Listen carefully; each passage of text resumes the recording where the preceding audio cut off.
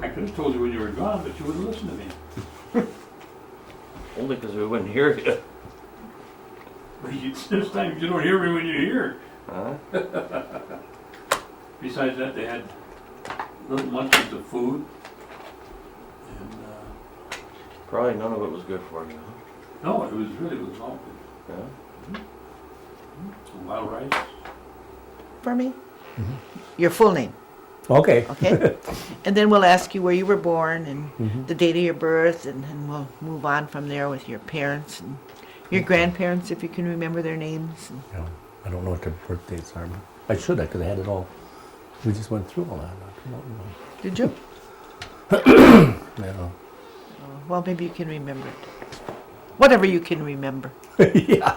Then we'll ask you about your growing up years and where you went to school and those kinds of Indian questions. school It's all too. family. Yeah. Family history is what it is. Okay. Well, there's a few questions at the end in regards to the tribe, but it's not that much. Yeah. You'll do well. Anytime you're ready, Lois. Okay, John, can you give me your full name and spell it for us, please? John Anderson Bauman, JohnAnderson, Bauman. And could you give me the place where you were born and the date of your birth? I was born in Shawano County. My birth actually was in the Shawano County Hospital, and I grew up near Morgan Siding. Okay, and the date of your birth? I was born February 25th, 1943. Okay. And could you give me the name of your parents? My mother's name was Geraldine, and father's name was Harry Edwin Bauman, and Geraldine, I don't know what her middle name was, but her maiden name was Ninham. Okay, was your mother and father both Oneida? No, my father was German. His folks came from Germany in 1903, and my mother was, I believe she was born and raised in the Morgan Siding Gresham area. Her parents were Elizabeth and Anderson Ninham. Okay, did you know Elizabeth's maiden name? Hill, I believe Hill? her maiden name was Hill. Okay. Did your mother talk Oneida? No, she knew some words, but when she was growing up, her parents would talk Oneida amongst themselves, but then they were supposed to talk English, so they talked English to the children. She said they picked up some words, but they were instructed, and then at an early age they were put in boarding school. Did your mother ever tell you the name of your great-grandparents? On her mother's side, I think it was Lucius Hill. Lucius Hill? Yeah, Lucius Hill, but I don't know on Grandpa Ninham's side. He was raised by somebody other than his birth parents, so I don't. Okay. What about the great-grandmother? Did you know her name? No, you didn't know her name. I think it's written down somewhere. I should recall it, but I don't recall it right now. Okay, did she have any brothers and sisters? My mother had, I think, a brother, Ernie. I can just barely recall. I think he passed away, and I think she had 2 sisters and a half-sister, stepsister. Yeah. Okay, can you give us their names? The youngest was Mary June, and she's still alive, and I think her married name is Dubratz. Aunt Duty, I think her name was Ozelda Tausey. She married up in Stockbridge. And then her half-sister was Emma Fabian, and I think she was a Metaxa. Okay. But, and she lived down in Milwaukee, and she passed away in the, I think it was in the early 70s. Okay. And on your father's side, you said they came from Germany? Yeah, my grandfather and grandmother and one of my aunts and uncle, and they were children, came over in about 1903. Mm-hmm. And he followed his brother into Shawano County, somewhere around the Clintonville area, and then they moved various locations till they were on the family farm, where we still have the family farm that they acquired back in the 1920s. I think it was early 1920, 21, 22. So you were raised on a farm then? Yes, I was raised on that farm. Do you know the names of your father's brothers and sisters? Yes, my father was Harry. His oldest brother was Fred. Then there was Uncle Art, and I think one was stillborn. The aunts were, the oldest was Aunt Marie, Aunt Hulda, Aunt Edna, and my godmother just passed away. I can't think of her name right now. But,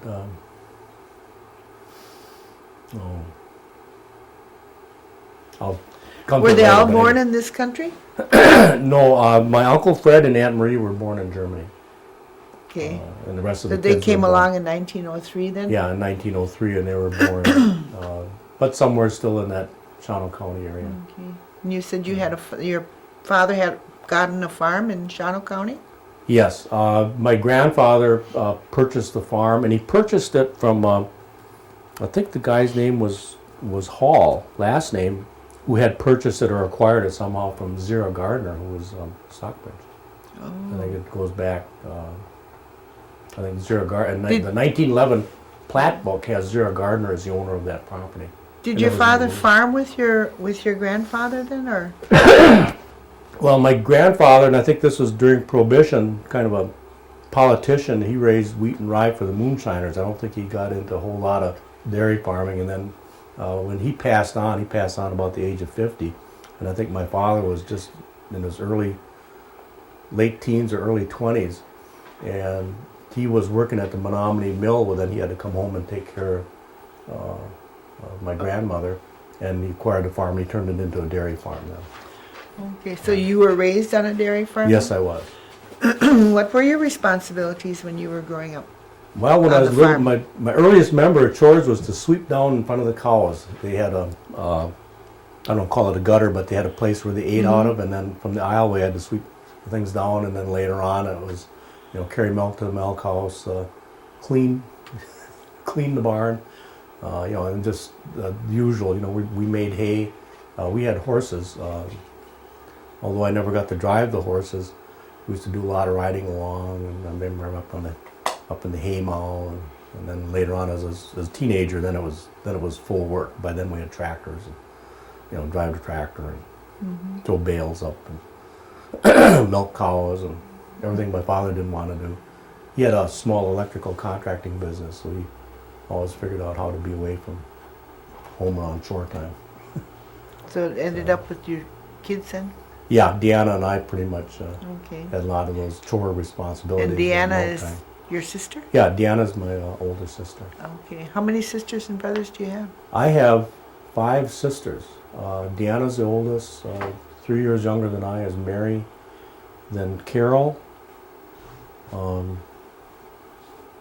Jerry, and Judy. Oh, okay. Yeah, No brothers? no brothers. Oh, okay. Yeah. So all the responsibility fell on you. Well, kind of. I guess I was kind of the black sheep of the family, But I was still the favorite son. I guess I was the only son. And it was, it's farming. You didn't really know any better. You didn't know Yeah. that you were poor. We always had food to eat, Yeah. and you had your Sunday clothes, school clothes, and Yeah. church clothes. Did your mother ever tell you about her education or her parents' education? Not. I believe Grandpa Ninham and his brother Albert went to Carlisle to school. Oh, okay. And I know they played ball. Mom, she went to Gresham, and at that time, she went to Morgan School, which was at that time called Indian School Number 3, and then she went to the new Gresham High School, but they only had through freshman, sophomore year. And my father was a year ahead of her, although I don't know if they knew each other at that time. He went down and stayed with my aunt in Oshkosh, and finished up high school in Oshkosh. And that's where he learned electrical trade. Oh. He stayed with my aunt, whose husband was an electrician. Did your mother work outside the home? No. No. She never worked outside the home. She never drove. But for a Oh. lady who can't drive, she sure got around. She never learned to drive? Never learned. I think she drove once, and I think it was was it Brother Ernie? Anyway, somebody's had a panel truck, and up in Stockbridge, where the Church of the Wilderness is, that used to be a triangle, and there was like a little island in the middle. The road would go this way, that way. Anyway, she didn't know which way to turn and ran into it, and she says that was the last time she drove by herself. Now, Dad tried to teach her a couple of times after that, but she just wasn't. She could wasn't drive a- liking it, huh? She could drive a golf cart. And She drove- golfed? She drove golf cart very well. She golfed very well. Oh. She was one of the top women golfers. Oh, really? Out at Pine Hills, yeah. Oh, Yeah, okay. she was almost every year into the club championship. Oh, Well, that's not always good. winning, Wonderful. but yeah, she was a lot better than us kids. Hmm. And you learned how to golf too? Yeah. I was kind of forgetting it right now. I went down to to Phoenix, Scottsdale, and Uh-huh. we played out at the McDowell. I think it was Fort McDowell Indian Reservation at the Mhm, course up there. Played yeah. with Bobby Webster and Dale Yeah. and my brother-in-law John Brenninger. And after a while, they just stopped keeping my score. I lost all the balls that I had, and I had to borrow it. And I think I cleaned Dale's bag out. It just wasn't a good round of golf. Wasn't a good round to golf. Yeah. You go back to your childhood and tell us a little bit about your education, where you went to school and how far you went. At the time, my father went to Morgan, and it was Morgan Grade School. I think it started out his life as Indian School Number 3, and I'm not sure how the transition was. Anyway, I went to the same school, but by then they had added another room. So they had grades 1 through 4 in one room and grades 5 through 8 in another room. And in fact, I had one of the same teachers that he had for just, I think just in my, just in the first or second grade, and then I can't recall all the teachers as we came through it. But the grades typically were, anywhere from 4 to maybe 6, 7 students per grade. And one thing I liked about it is you learn, since we're grade 4, you learn what the 4th graders learn. Mm-hmm. I mean, it was that, that, you had your own lessons, but you could also hear what was going on. Mm-hmm. And, some of my memories are, the President's Day when we're cutting out the stuff, and Halloween we had little paper cutouts and the stuff up on the wall. And then we always wanted to get up into the next room, the 5th grade, and we thought we had her made. But like I say, one teacher. And about the time I got into the 5th grade, they started with the hot lunch program, and they'd bring it out in those big army containers, boy, yeah? that was Oh. good, that commod Yeah. type beef and some of the stuff that they served us. Oh, So we had a okay. hot lunch program. We couldn't always afford it, but Mm-hmm. but I can still remember taking our lunches. Some of my favorite lunches were ketchup and butter sandwiches, and then grease spread sandwiches with mustard on, horseradish mustard. That sounds familiar. Yeah. Ate a lot of salt pork. Yeah. That was kind of a staple. We had some bacon, but mostly it was salt pork. Mm-hmm. And on the farm, we grew everything: Yeah. chickens, pigs, cows, and full garden. So we always ate well. Mm-hmm. As I guess you can see. Where did you go to school from there then? I was the last graduating class out of grade school I'm trying to think, 1957 or 58, thereabouts. And after that, they closed the school down. Then I went to Gresham High School, and I was one of the largest graduating classes out of Gresham. I think we were 31 in our senior class. Oh, yeah. Yeah, now they're still open. They combined with the Mm-hmm. Shawano Gresham School District, and now I think they have permission from the school board to split off. So they're going to become their own school again. Kind of an exciting time up there. Mm-hmm. Okay, then what did you do after you got out of high school? My teacher in the 5th grade, a gentleman by the name of Tom Moran, says, "John, you're good at math. You're good technically. You should become an engineer." So when I got into high school in my freshman year, there was a teacher named Marty Garrity, and he kind of said the same thing. So Marty Garrity helped me get state Indian scholarship grants, and I went to Platteville and became a civil engineer. Oh, okay. And I worked, after graduation, I worked on the highway. Actually, I worked at what's now I-43. I think it's from Brown Deer Road north to Mequon. I worked on that section until I was drafted into the Army. What year did you go in the Army? June of 1966, I was drafted in. I graduated January of '66. Got married, wife was pregnant, into the Army. All of a sudden we went from making a lot of money to making no money. And she had to move, we had to get rid of our apartment down Milwaukee and move back. How She long were moved you back. in the Army? 2 years and 1 day. It was leap year, so I had that extra day. 2 years to a day. Yes. Yeah. Did you have any kind of a ranking while you were in the Army? Or? Yeah, I was, well, of course, you come in as a private E1, I think they call it, out of basic training, private E2. And then, rather than go into advanced individual training, that's to become infantry or whatever else, since I had a college degree, they sent me to Fort Belvoir for 8 weeks temporary duty in their research and development labs. And until I had to have so many weeks before they could ship me overseas. And then I went to Okinawa, and they assigned me to the U.S. Army Corps of Engineers, and I worked for civilian engineers for the next year and a half, approximately. And after I got out of the Army, I stayed right there, and they hired me as a civilian engineer for the Department of Defense. Oh. Kadena Air Base, the base for the B-52 bombers that bombed Vietnam. We put all the facilities in for that, plus a lot of other projects that were on the island of Okinawa. So where did you say you were based out of? Okinawa, it's right now it's a protectorate, at that time it was a protectorate of the United States, but then in 1973 they transferred it to Japan.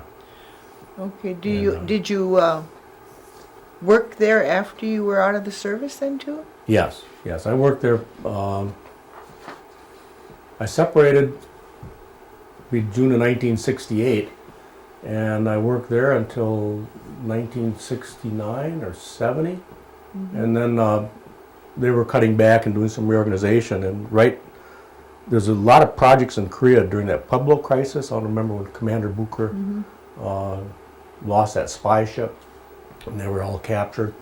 Well, they had some projects, classified projects in South Korea, so I transferred up to Korea as a civilian engineer. Oh, okay. And you said that you got married before you went in the service? Yes, I got married. I got married And right who out did you of marry? college. Diane Zeisky, and she's from Tigerton, same side of the tracks that Ernie Stevens came from, I think, which is about the wrong side of the tracks. Anyway, I think they grew up her folks grew up on a farm, and then they moved into town. I think she can remember growing up. They lived above one of the taverns in town. Was she a tribal member also? No, she's No. Polish. Anybody listening? I was gonna She's say Polish? something else. Yeah, she's Polish. Did you have German any? Polish. Did you have any children then? Yes, we have a son and a daughter. Okay, and what are their names? John Paul is my son, and Jennifer Ann is my daughter. Okay, and what is your wife's name again? Diane. Diane? Yeah. Okay, and her last name was what? Zeisky. Zeisky? Zeuske. Oh, okay. Not I, so she always thought she was German. So then did she go with you then when you were a civil engineer? Did she go with you? Yes. In fact, she joined me. I was still in the Army, and I think we sold our car and about everything we could sell, and she came over. She had my son Paul. My son Paul was born like just a couple of days after I got out of basic training, and then I was home we're home on leave for a couple of weeks, and went back in, and by the time she got overseas, she was almost ready to have my daughter. So Oh, so they came like just 11 months apart. Yeah. The two children. Yeah. So yeah, she came over. She had one in her tummy and one in front of her, and a little bitty suitcase. You could only bring like 66 pounds, I think. oh my goodness. Totally. That's all we had when she hit the island, and I was still a PFC. Do you have any grandchildren? No, we don't. Not My yet? almost. But Almost? he kind of broke up. My daughter's learning disabled, so she probably won't. But my okay. son, Yeah. we're still working on it. We're still looking for him to find the Indian princess. What a good land assignment. Oh, that For happens doctoring. sometimes. yeah. Down here, we're too watered down. There's too many of us to get a good per Yeah. capita check. So this isn't good. And what are you doing now? I'm a project manager in the tribe's engineering department. I work for Butch Retmeister and Paul Wittig, senior tribal architect. I was Well, partially project manager on some of the replacement homes, those that Alan King didn't build. I did the Standing Stone Apartments down here. Worked in some of the industrial parks, putting in some of the infrastructure. Worked at the Vanderwall subdivision, as project manager, more or less overseeing the funds. I think Jerry put in the water and sewer, but managed the road projects. And then the last one is County H and Ranch Road. Did ball field lights behind high school, those new ball field lights. Right now we're trying to get the elevator into the Family Fitness Center so that some of the elders can use the pool. Bids came in a little bit over. We're trying to scale the project back so we can get it to within the approved budget. And then the biggest project I have right now is a new administration building for the tribe, which include central accounting, all those business units that are over in Green Bay, bring them back and put them with the business committee. That separation, that distance between them, to me causes a lot of dysfunction on how they operate. Yeah. If they were together. Where are they going to be building that? Right now, we're approved to go into the business park. There's a 19-acre parcel just west of Little Bear, west of the water tower, and we're still working on some of the floodplain issues and some of the other issues. And that project still has to be funded by General Tribal Council. We're funded through design, and it's up. The next business committee will have to defend it to General Tribal Council. Oh, yeah. So there's still there's always a if. Well, I think it was directed by General Tribal Council to do that several years ago anyway. It was, Yeah. but there's different General Tribal Council. It's a Yeah. big ticket item. We look at the savings coming out of Green Bay. Potential revenue is about $370,000. We did some surveys, just staff time going to accounting building only. There was like 36 trips a day. Takes you 40 minutes round trip. By the time you get mileage, you're over $220,000. So that's over $500,000. Yeah. Then some of the other benefits, just being together. If you can become, like, say, 5% more efficient, Yeah. that's a tremendous dollars when you start doing salaries. If you can share receptionists, share printers, share this, just, and then of course you're going into more efficient buildings. And we talked to some of the other business units. Department of Public Works doesn't have to drive over there, maintain, plow snow, and everything else, because you have time just going back and forth. Custodial, they said they drop a whole crew. Mail drops a whole mail route, and those are people time, and they count up a lot of money. Yeah. We figured everything all said and done, it almost pays for itself, pretty close. Yeah. You can work the numbers so it comes more, but it's realistically it's pretty Yeah. much a wash, because you're looking at about $2.5 million a year. That's will be the cost of money if you go into long-term revenue bonds. So, but that's still hard to sell a $20 million or $30 million project. How do you feel about the per capita that the tribe pays? My personal feeling is you ought to give it out in Oneida money. It's spent here. That's my personal feeling. I think rather than a per capita, which in essence, it gives you anywhere from 40 to 47.5% or 50% will go to either state or federal government. So why are we doing that? Why can't we turn it into a Social Security supplement, which gives it to the needy, gives it to the elderly, and those folks that need it? Why do we have to give it to, people like myself who don't need it? I mean, I take it, Yeah. it's nice money, but like my mother, she went off and bought some diamond earrings. She didn't need it. So, I mean, it's nice, but there's so many tribal members, by the time you distribute that, it's nothing. Yeah. It's really nothing in the scheme of things. I think we'd have better uses for it here in Oneida. How about the elderly programs?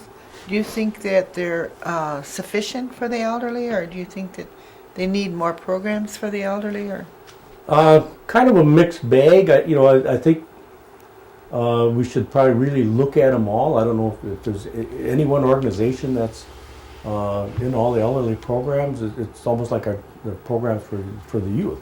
There are just tons of programs, which how well are they attended? But as far as elderly, I don't know. people are kind of used to doing for themselves, Mm-hmm. and all of a sudden now with the elderly programs, the families no longer help their, so I don't know, like I said, it should be maybe a supplemental. Mm-hmm. I don't know, I just, I'll be there pretty soon myself. In fact, I am an elder. So, Yeah. But, to what extent, do you, I always call it, how do you stop feeding the bears? Mm-hmm. And, if somebody wants a driveway, well, he got a driveway. Yeah. It just goes on and on. Mm-hmm. And normally it's not the elders so much as it is the family. Mm-hmm. The family of the elder, they'll come and say, we want this because they got that, Yeah. And so why don't you help them, chip together, Yeah. we took care of our mom. So I don't know. Let's say it's mixed. I mean, Yeah. we have to take care of those who are falling through that safety net, Mm-hmm. but do we have to take care of everybody, including those who don't need it? Mm-hmm. I don't know. I look at some of the assisted living. Now, there's some council members really pushing it from a political perspective. What's the, what is the statistics we Mhm. need? Do we need a CBRF? Do we need an assisted living?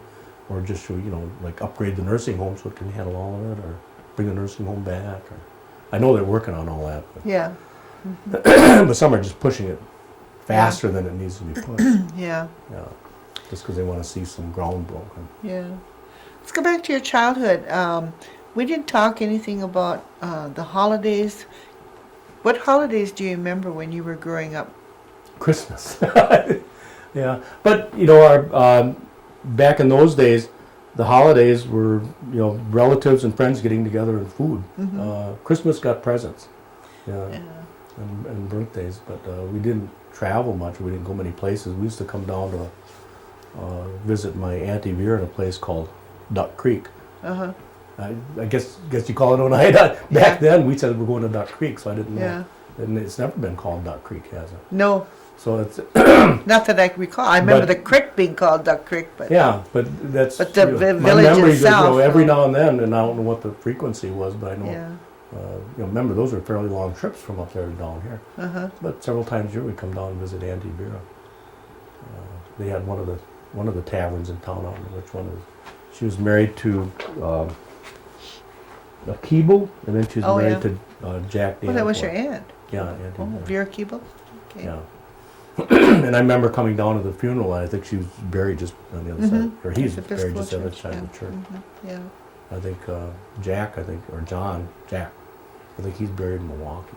Mm-hmm.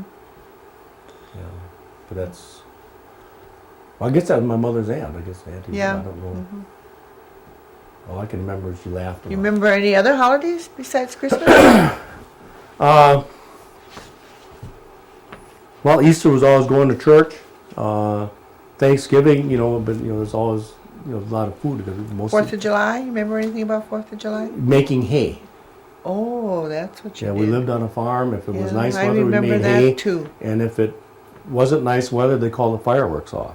Yeah. So I think I'm trying to remember what age I first saw fireworks, and it wasn't at a young age. Okay. Yeah, but I remember going to town, shopping on Friday nights. Mhm. What is your church affiliation? The Lutheran Church in Gresham. I'm not sure if I was baptized there. I think I was, Uh-huh. but I was confirmed and everything else in that church, married in that church. And we moved away for almost 30 years and came back, and we're members of that church again.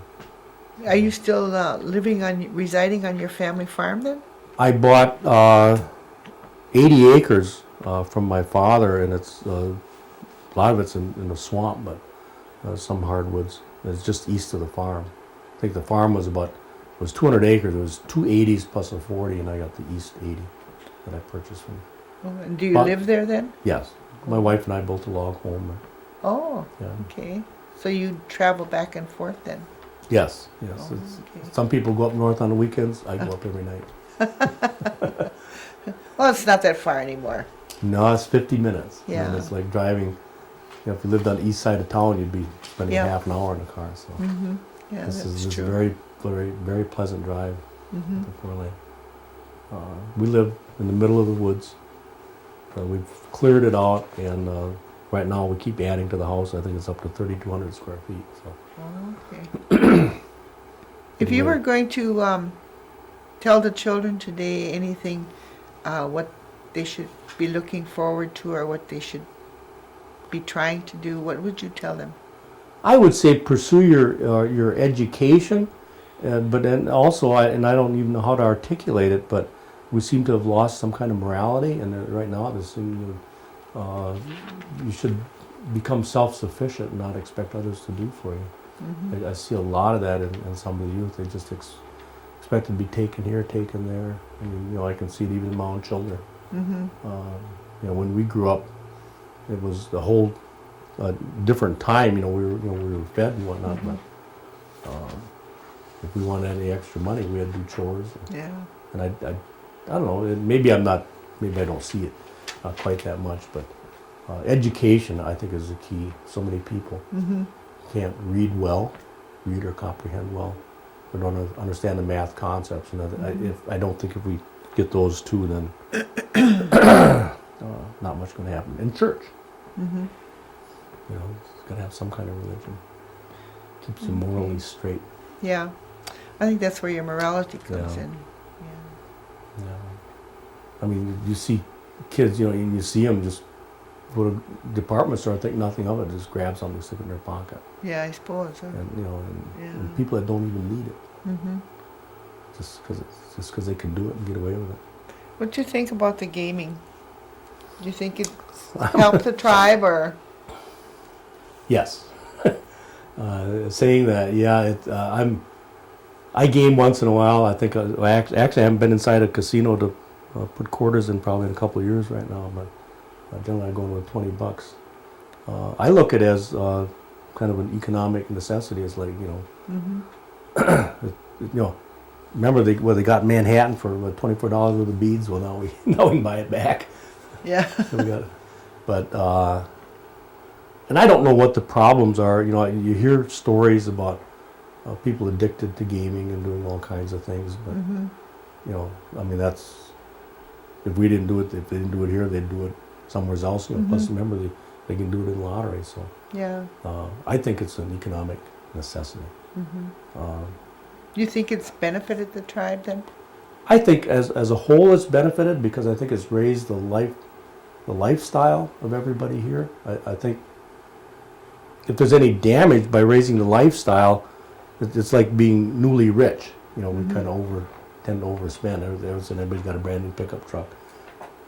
If you go look at people who earn their money and are really rich, they live fairly modestly yet. Mm-hmm. So, but I think that'll come with time, Mm-hmm. that settling down. So, right now, for the most part, there's a lot of hardworking people within the tribe. You see some that have poor work ethics, but I guess you But see on the that. whole, You see there's- that on a whole. I mean, there's a lot of talented people and Mhm. hardworking people that care. Yeah. Yeah. Is there anything else you'd like to tell us that we've missed maybe? What haven't you missed? I don't know. That's what I'm asking you. Did we miss anything My work about your career. life that you'd like to tell us?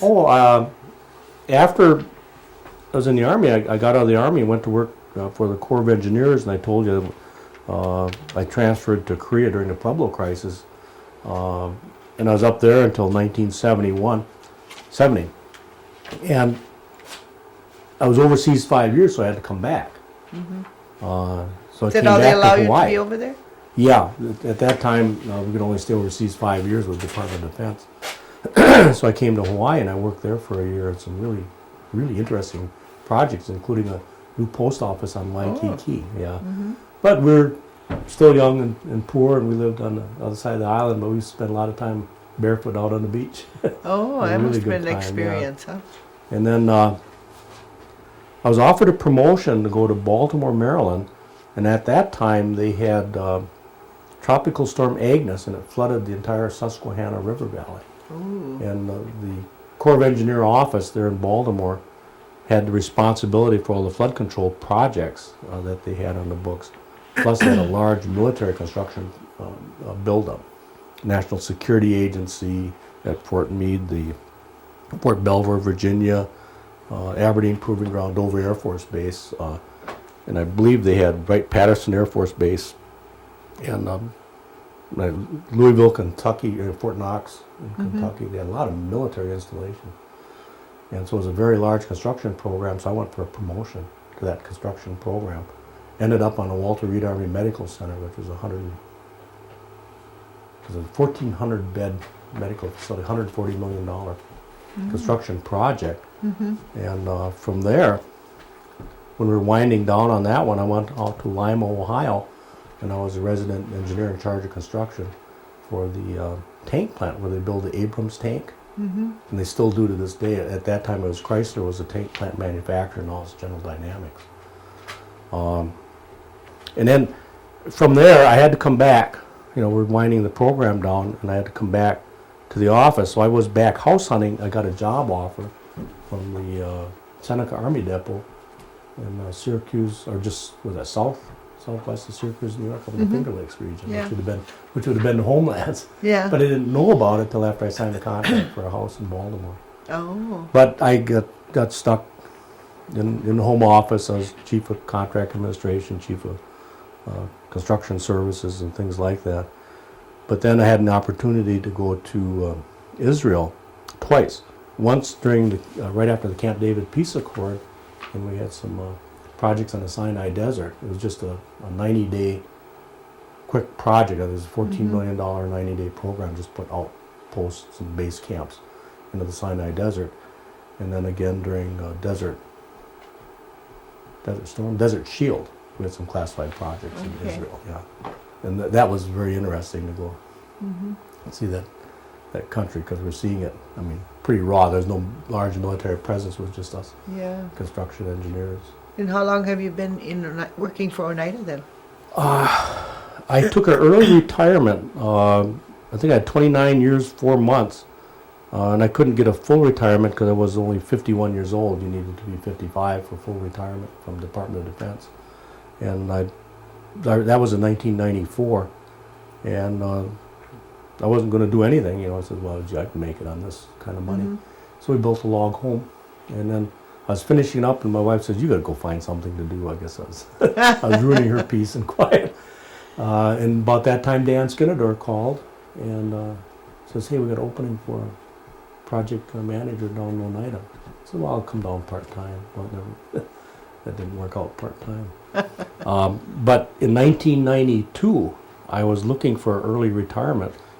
Ernie Stevens Sr. had actually hired me for the tribal engineer position. I still remember interviewing down the basement in Arbor Hill.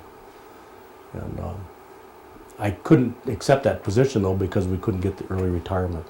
There was Les Aspin. Well, when we were talking about the Corps reorganization, which would have offered me the early retirement, it was under the Reagan administration. Then I think when Clinton got in, Les Aspin was the Secretary of Defense, and he put the reorganization on hold. And to this day, I remember a cartoon in the Washington Post, and it was a Corps of Engineer General with his organization plan in his hand, and he was a skeleton with cobwebs sitting outside Les Aspin's office. That was so they never really did go through with that reorganization that they had planned. But I was able to get one. The government was always cutting back or doing something, and they were trying to reduce the number of high-graded managers, so I got out under that. So how many years have you been in Oneida then? 10? 10 years you've been here already? Well, I've been out 10 years, 8 years in Oneida. 8 years in Oneida? Yeah. Okay. And how many more? 10? I'm chasing the Social Security retirement, which for me I think is age 66. Yeah. So I don't plan on working past that. I didn't plan on working this long, but then this other project came along. Yeah. I was Workaholic. I was gonna. I enjoy working here. you Yeah. know, and I mean, it's a great place to work. The people are great. Great supervisor. Good projects. you Yeah. know. Business committees get real interesting. Summer. Anybody got anything back there? Bob? Are you awake? Oh. Any other experiences was it Iraq that you were in? I was in Israel. Israel was the only place that I'd been overseas, and I was in Korea and Okinawa. Okay. What was the Desert Shield? I guess Desert Shield was a prelude to Desert Storm. They That's right. invaded brought into Kuwait. Kuwait in August 3rd, whatever year it was, and then that escalated. And then we had some people that were Corps of Engineer officers that was trapped in Iraq, Okay. and they got out. The big caravans go through, and I think one guy broke his leg. It's a whole other story, but but then the Corps of Engineers had built that King Khalid city, which is that military city that with all the underground command posts and airfields that they did the bombing from. At that time, they used the Saudi Arabia. Yeah. So I was in Israel during that event, and that was Desert Shield. Desert Storm didn't happen until January 13th or 16th when they actually started bombing. I was over there. I actually had to give up my Thanksgiving vacation and What kind of projects were you working on? Just preparing the classified. bases? If I tell you I have to shoot you, no, not really, not classified anymore. We were at that time pre-positioning. I don't call them trees, but it's fighter landing bases. With the taxiway. There's runways there, but these were taxiways just so our fighters could land and park. And also they had some pre-positioned medical facilities. You build a block building and then out pops from there. Pops a hospital. So a lot of stuff was pre-positioned. A lot of stuff that could be pre-positioned in place. So you get like the And they were footings classified. foundations, Yeah. things Yeah. put in place, so it's quick to build once you need to build them. Actually, I didn't go over there to do that construction. I was over there to settle a claim with one of the contractors. And my sole mission was to sit there, say nothing, and I had a $1.9 million check. And all I was hang on that. Well, my boss negotiated the price with him.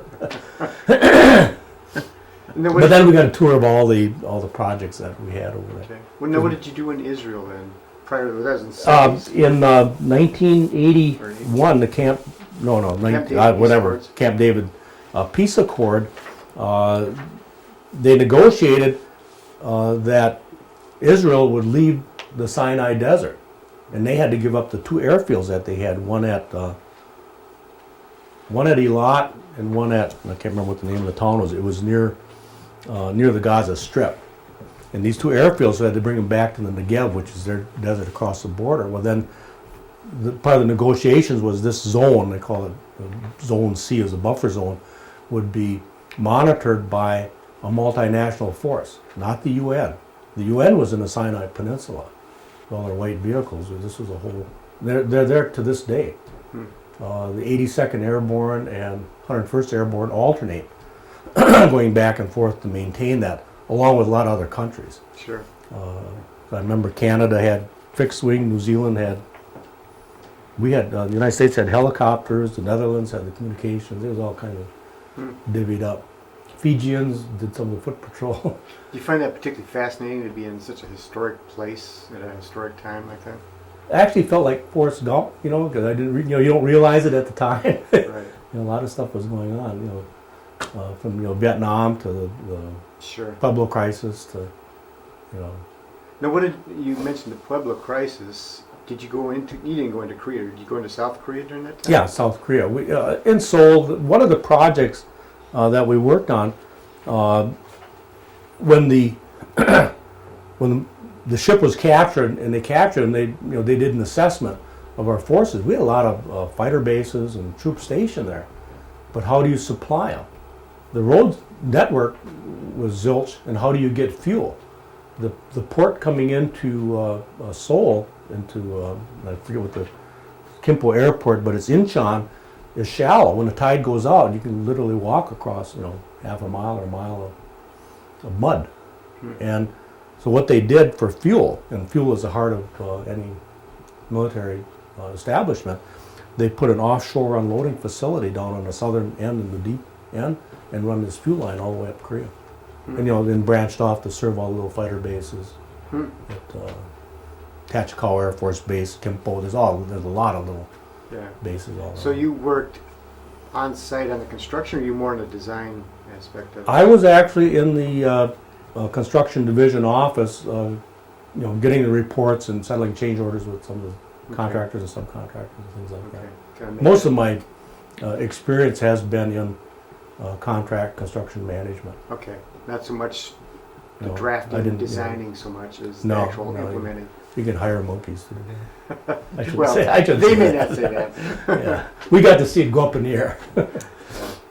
Yeah, so I feel project manager on some projects and in the office on others. That's about what, 3 different very historic times that you Yeah. were right in the middle of things. And now looking back on it, how do you feel? You said you didn't really feel it was particularly historic at the time. No, but I now was trying to looking keep my back- family fed and worried about the next job, and Yeah. trying to keep up with family back home. And, Do you have a little different perspective on it now that it's in the past? yeah, and we still keep in touch with some of the people that I work with. Some, of course, have passed on, but yeah, we have several good friends. One who retired in Alaska, and then one who retired in Maryland, but has a cabin in Minnesota, and he stops by on his way through. Not every year, but guys that we had worked with, and a lot of the guys I worked for had worked for the Army Corps of Engineers in the missile programs and at Cape Canaveral. So there's a lot of these Cape Canaveral refugees at the time they were building up in the Far East. Wow. And the buildup was just in support of Vietnam. Sure. You know, we had second logistics in Okinawa. A lot of the vehicles came back. We had repair facilities built for them. Okay. Casualty staging areas. And then, like I say, the facilities for the B-52. Now, if you remember that spy plane, the one they just retired, the Blackbird Sure. SR-71, Right, right. that's where they were housed. Ah. We call it the Little Creek Project. And they would taxi in. That was And housed the, in Okinawa, you said? Yeah, yeah. Okay. I didn't know. There were other places, but in Okinawa there were 4 of them, then there was 3, then there was 2. I think, I don't think they were shot down, I think. Right, they just phased out. Yeah, That's well, an I old think plane. some of them probably mechanical failure or whatever. They Those never are really. old planes. Those are still futuristic, even by today's standards. They're still Yeah, futuristic. yeah. It's all amazing. engine. It's just a shape. It's Right. probably the forerunner of some of the stealth. Right. Yeah, right. but it was just so fast. They'd have a chase plane in the air as this thing was taxiing down, and this thing was taxiing faster, and then it just took off, went straight up. And towards the end of the war, they were flying daytime missions. Up until that, it was all nighttime missions. But the B-50, and then of course there was a tanker wing, so the tankers would take off up to 4 hours ahead of the B-52 bombers, and then they'd circle around Guam, fuel. I think they circled waiting for them to complete the bombing mission. The B-52s were that much faster, and then they'd fuel up on the way back home. Oh. But I remember one night, I thought we had an earthquake or something, but one of the B-52s exploded off the end of the runway, Oh boy. fully loaded. A big black hole. Amazing. Some fascinating times. Yeah. Okay, John. I got one last Oh, he's got one question more. that shouldn't take too long here. Do you currently have any hobbies or crafts that you're involved with? Do you hunt Well, or I'm fish or- a lousy golfer. I missed the biggest buck in the world this year. And I don't know why. My son and I put a new scope on my rifle. We thought we had it sighted in. It was, maybe about a 40, 50-yard shot. It was head on. He was standing behind a small balsam tree, and I just aimed to where I thought, the heart should be. And it turned out later when the neighbor shot him, he was shot in the front shoulder. But woodworking, I can build almost anything. Built our own house. We built a big shop. My son is in the championship off-road racing, so he has a full shop, full set of tools. So you can build things other than with concrete? Yeah. That's good. I'm a fair carpenter. I can do some finished carpentry projects, but it just takes me a long time. Sure. And then over the years, you just accumulate every tool known to man. There's very few I don't have. Well, we want to thank you, John, for this interview. It was very interesting. Thank you. In about 3 weeks, we'll get you a copy of the video. Oh, God. 3 to 4 weeks. And you can show it to your family. Can you destroy it? No, you'll want to keep it. It'll be Yeah. nice for your children and Yeah. your family. Okay. Okay.